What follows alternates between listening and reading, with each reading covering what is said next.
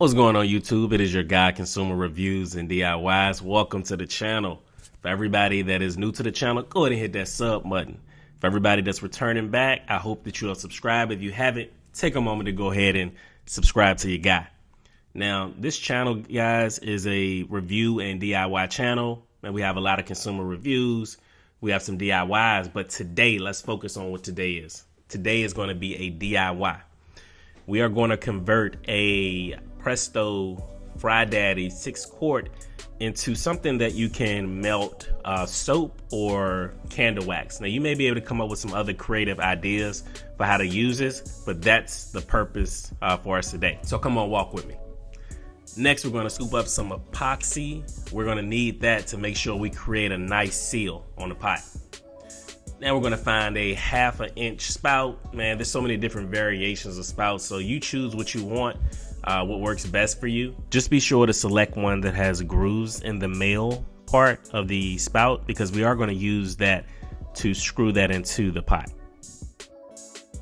Next up, we'll be picking up a drill bit. Now you can get a set for a better price, but if you don't, you can just get it individual. Last but not least, we're going to pick up a metal file. Again, you want the better deal, you go ahead and buy it in a set. If not, these can be purchased individually. First step, I'm going to line up the spout and just, make sure I know exactly where I want it to be placed. I'm going to make me a start point so I don't lose it. So when I start to drill the hole, then I know exactly where I need to be. Next up, I'm going to use a drill bit to go ahead and start drilling that hole out. And as you can see, we're definitely making progress. Now, we started out with a 7/8 drill bit, and we just widened it up once we, got to a point. Because the 7/8 is not going to be quite big enough. But then you can use, that's where your file comes in, to go ahead and file it out some more.